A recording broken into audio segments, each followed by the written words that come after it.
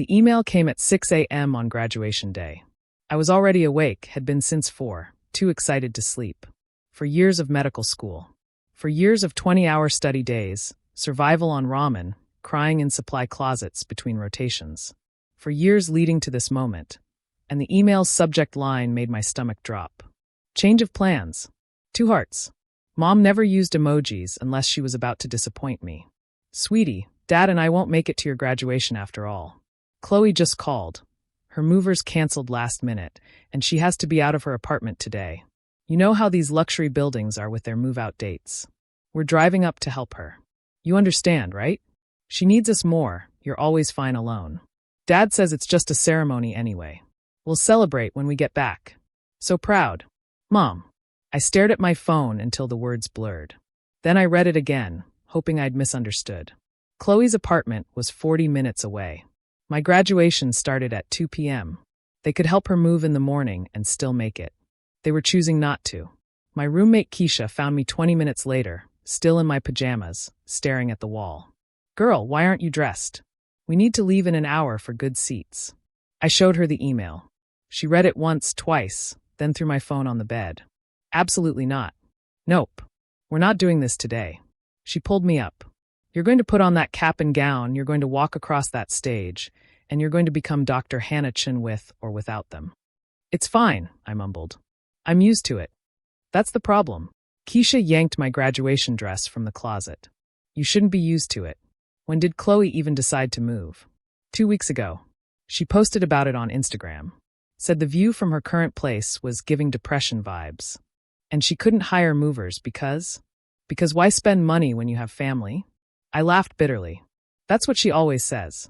Well, when she has parents. I apparently don't count as family unless she needs a free medical consultation. Keisha muttered something that would have made our anatomy professor blush. You know what? Forget them. My whole family's coming. Cousins, aunts, everybody. You're sitting with us. Mama's been wanting to meet you anyway. I couldn't. You could and you will. Now get dressed. We've got a doctorate to earn. The ceremony was beautiful. I sat with Keisha's family, who cheered for me like I was their own. When they called Hannah Chun MD, Keisha's mom screamed louder than anyone. Her father took 100 photos. Her cousins made a banner. I cried, not from sadness, but from the overwhelming realization that this was what family support looked like. My phone stayed silent until after the ceremony. Then a text from Chloe. Mom says congrats or whatever. By the way, can you write me a prescription for Xanax?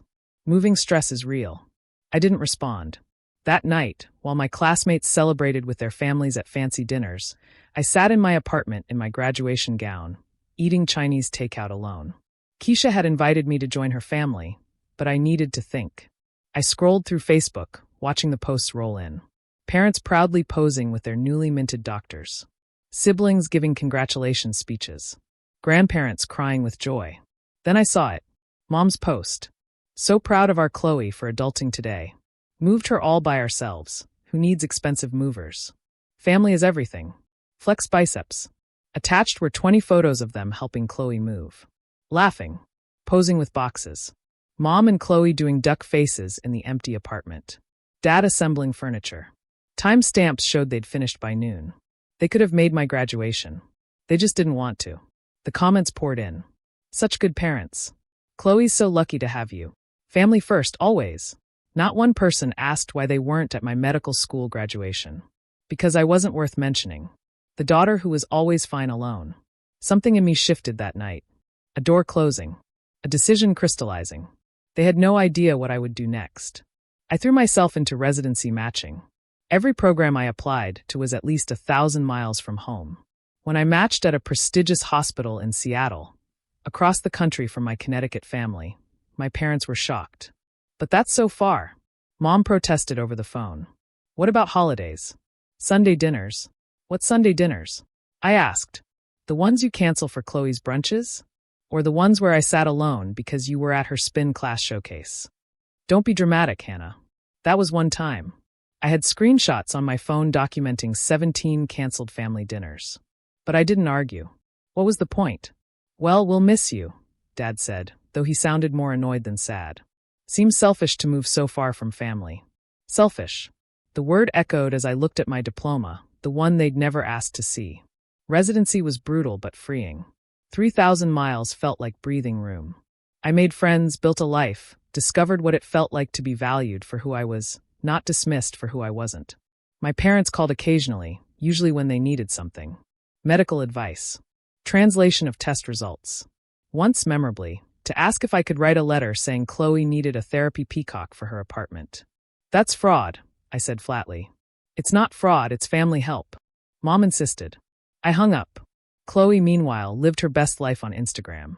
Yoga retreats, shopping sprees, wine tours, all funded by our parents. She'd started a lifestyle blog called Living Chloe Fully that had 12 followers, including our parents and aunts. I watched from afar, no longer hurt, just distant. They were characters in a show I no longer watched. Then came the call that changed everything. 3 a.m. Seattle time. Unknown number. Dr. Chin? This is Mercy General in Hartford. You're listed as emergency contact for Robert and Linda Chin. There's been an accident. The world stopped. Are they? They're alive but in critical condition. Car accident. We need you here as soon as possible to make medical decisions. I booked the next flight out, my hands shaking. Whatever our relationship, they were still my parents. I was still a doctor. I had obligations. But when I landed and checked my phone, there were no messages from Chloe. Strange. I called her. Oh, hey, she answered casually. Music blared in the background. Yeah, I heard about the accident. But they're fine, right? You're handling it. They're in the ICU, Chloe. Where are you? Miami. Bachelorette trip. I can't just cancel, Hannah. The deposit was non-refundable. Our parents are in critical condition. And you're a doctor. You've got this. Besides, they'd want me to enjoy myself. You know how they are, they wouldn't want me to worry. She hung up. I stood in the hospital parking lot, rain soaking through my jacket, and laughed. Actually laughed. Of course. Of course this was how it would be. The next weeks were a blur of medical decisions, insurance paperwork, and sleeping in hospital chairs. Dad needed multiple surgeries. Mom was in a medically induced coma. I used all my vacation time, then unpaid leave, coordinating their care.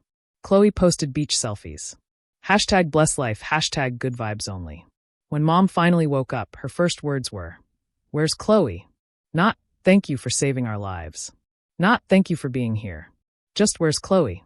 "Miami," I said tiredly. She couldn't make it. Oh, that's good. She needs her fun. This would just upset her.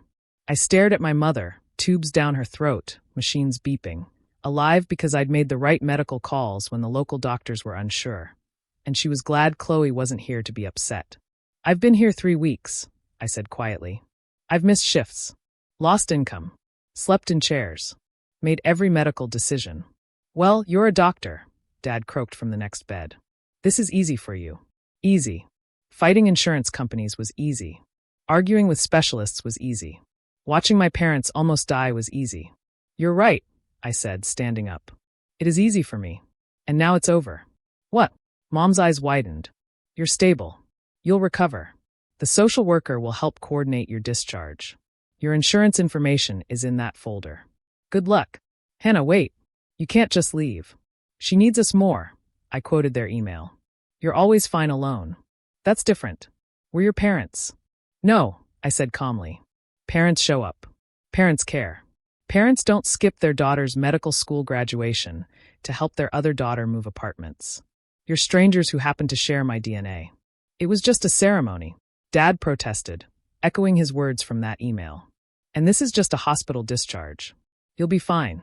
Chloe can help when she gets back from Miami. She doesn't know about medical things.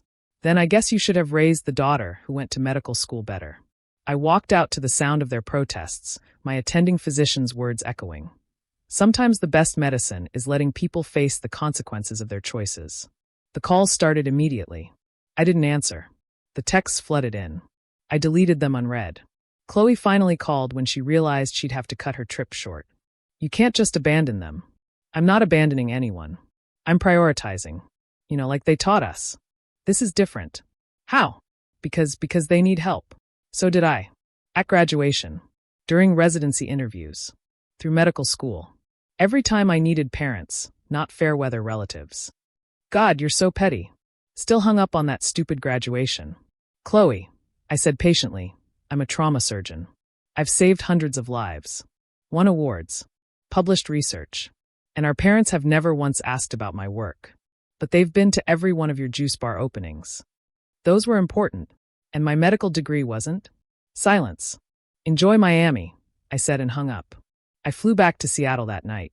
The hospital discharge coordinator called frustrated. My parents were refusing to leave without family help.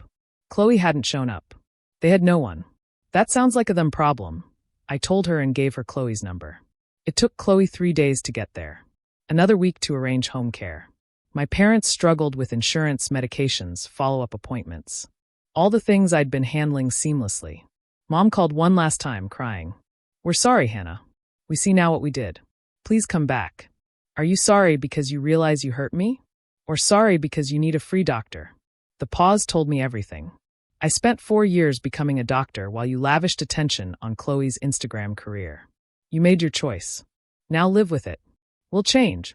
I'm sure you will. Until Chloe needs something. Then I'll be fine alone again. That's not fair. No, I agreed. It wasn't. But it's what you taught me. Family helps family, except me apparently. So now I'm returning the favor.